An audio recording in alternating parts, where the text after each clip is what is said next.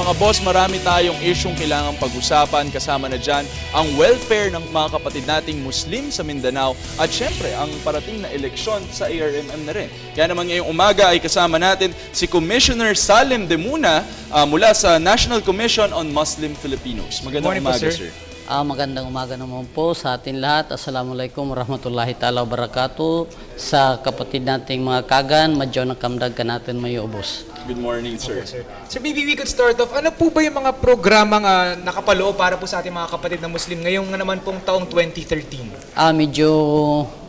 Medyo masaya ito dahil napakasipag ng ating sekretary ngayon ng National Commission on Muslim Filipinos na pinamumunuan ni Secretary Mihol Sadain. Ang dami po nating pinaplano, ginagawa at saka sa ngayon ang mga commissioners din natin ay palaging tumutugon sa mga nag-iikot sa mga probinsya at ang 2013 na ito napakaaga po ng ating registration patungkol sa Hajj dahil nung mga nagdaang mga taon po, medyo nadidelay tayo dahil hindi rin tayo masyadong maaga sa ngayon.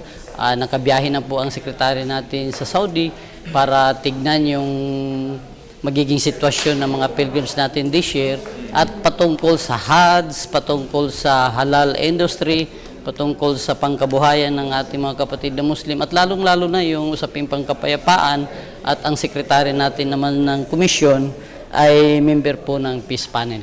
Sir, ilan ba ang Hajj, nag-Hajj taon-taon? Last year, umabot tayo ng 6,000 plus 6,000. at we are asking the Ministry on Hajj ngayon sa Saudi Arabia ng 8,000 slot para sa Hajj natin. Is there any assistance in particular na Of binibigay course, ng yung Malacanang po nagbibigay din sa atin ng at hindi naman gaano talaga malaki pero napakalaking tulong na po yan at mayroon tayo ngayong ginagawang ugnayan sa ibang bansa, lalong-lalo na sa Turkey, sa Malaysia, para tignan din kung paano matulungan itong ating Hajj operation sa Pilipinas. Opo. Sir, nabanggit niyo po yung tungkol sa mga sa halal industry. Marami sa atin kasi hindi siguro alam kung ano yung halal. Ito yung mga pagkain na pwedeng kainin ng mga ating mga kapatid na Muslim. Pero meron po kayo tinatawag na haram. Yun naman po yung mga bawal. Yun yung po mga sir? forbidden. Opo, sir. Kailangan talaga matugunan natin itong halal industry. Magkaroon sana dito ng talagang halal processing center sa Pilipinas, yung modern slaughterhouse facilities natin.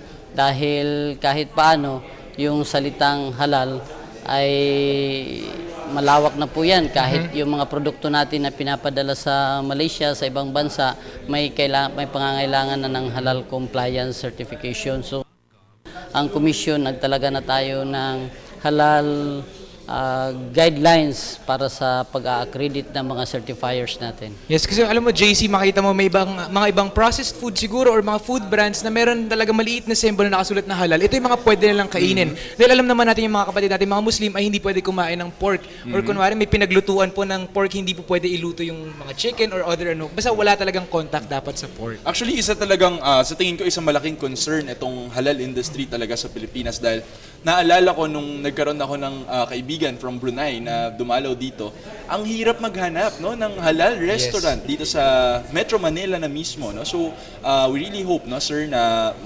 is there any program, sir, na ina-undertake ng commission para ma-encourage ang halal industries?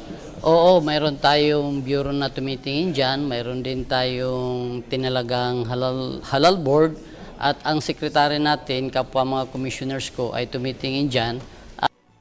Ito nga, yung sa ARM, nagkaroon na dyan ng laboratory para sa halal at inikayat po natin na mag-invest po yung mga kapatid natin na nasa business sector kasi napakalaking industry po itong halal.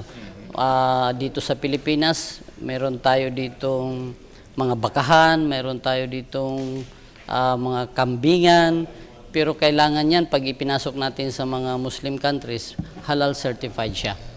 Tama, sir. Siguro doon naman tayo, Sandro, sa pinakamagandang balita na nakuha natin from the previous year. Ito yung pagkakapirma ng Bangsamoro Agreement between the MNLF and the government of the Philippines. What are your thoughts on this agreement, sir?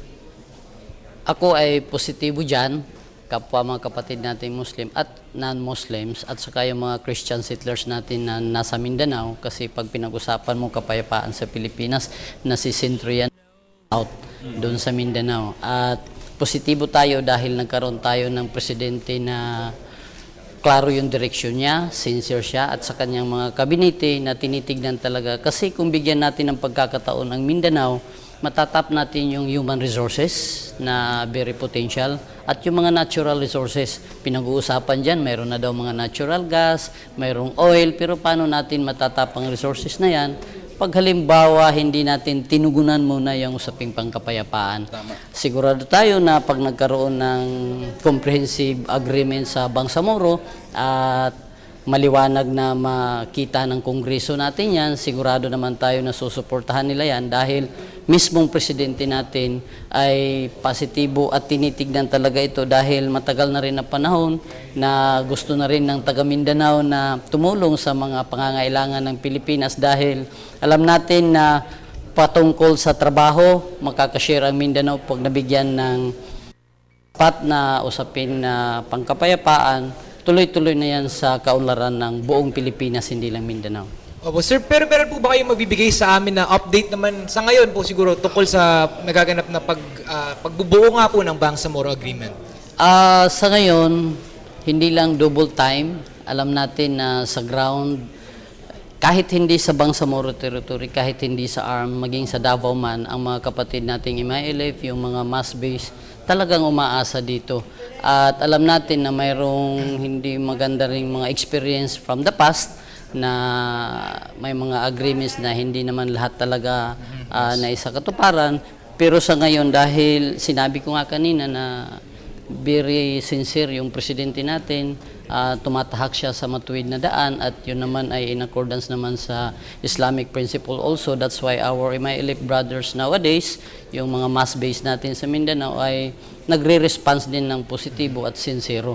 Kung mayroon naman kung pinag-uusapan dyan na very technical, ipaubayan na muna natin sa kanila dahil alam naman natin na hindi nila ipapahamak ang Bangsamoro, ang Muslim Filipinos, lalong-lalo na ang Pilipinas. Right. Actually, I would like to apologize. MILF pala, no? Hindi MNLF. Sinabi ko kanina MNLF. I'm sorry, sir. Pero sir, isa rin siguro sa mga pinakamaiinit na issue ngayon ay yung nangyari na pagpasok ng mga puwersa ng under the Sultan of Sulu papunta sa Sabah. Meron ba kayong ginagawa, sir, tungkol sa mga pumunta, no, doon sa Sabah? Meron talaga, syempre, kasi una nga, medyo malungkot tayo dyan dahil wala naman sigurong gusto mangyari yon. At dahil mayroon silang pinaghuhugutan ng kasaysayan at hindi naman pwede na hindi natin irespeto bawat isa na prinsipyo. Irespeto natin yung Malaysia, irespeto natin yung mga kapwa nating Muslim Filipinos at inire-recommend natin na tignan ito ng malalim na pagtingin dahil may malalim ito na kasaysayan. Pero siyempre, nire-respeto natin yung panawagan ng presidente para tuloy-tuloy lang na medyo mapaayos ang usapin na ito. Kailangan lang din siguro ng tamang panahon, tamang oras at tamang mga tao na mag-uusap tungkol dyan. And of course, we all remain very optimistic about this and also about the Bangsamoro na sana nga po talagang magkasundo na po sa lahat ng usapin dito. Sana, oo. Kasi ito lang, medyo matagal-tagal na rin ang Mindanao na nagko-cooperate naman at nagpa-participate para sa national development. At siguro bigyan na natin ng pagkakataon ngayon na ito'y panawagan na sa mga leaders natin, sa Kongreso natin, sa lahat na pagtulungan na ito. Hindi rin tayo masaya pag may nangyayari sa Mindanao kasi Pilipino man din sila. Yes, lahat po Pilipino dito. At syempre, lahat tayo ay towards nation building. Ano po. Oo. Sir, huli na lang po siguro, baka meron po yung mensahe po para sa ating mga manonood ngayong umaga. Siyempre, sa National Commission on Muslim Filipinos, magkakaroon tayo ng National Quran Reading Competition ngayong May 24, 26 sa UP Film Center. Ongoing yung Sharia Training Center, Sharia Training Seminar, magkakaroon tayo ng early Hajj registration. At yung patungkol sa usaping pangkapayapaan, suportahan natin ang sekretary natin sa komisyon, si Secretary Mel Sadain ay hindi nagpapahinga po dahil kasama siya sa peace panel. At inshallah, pasalamatan din natin yung mga tao na palagi nating kausap, lalong-lalo na sila Secretary Ging, si Secretary Denki, si Secretary Mar, at lalong-lalo na po ang presidente natin dahil sa totoo lang po, napakagandang pagkakataon po na nagkaroon tayo ng presidente na tumatahak sa matuwid na daan at nabigyan po tayo ng tsansa na pag-usapan ang kapayapaan. At ako po bilang na nagre-represent ng Davao, babalik ko muli na nagpapasalamat talaga tayo sa pagtalaga sa atin dahil ito yung kauna-unahan pong pagkakataon na nagkaroon ng participation yung Davao Muslim sa komisyon. Maraming salamat, sir. Talaga namang inshallah, no, maayos na ang Shukran, Kadir. lahat ng problema, no, at mapuntahan na ang matuwid na daan sa Mindanao. Maraming salamat, sir. And that was Commissioner Salem Demuna mula sa National Commission on Muslim Filipinos.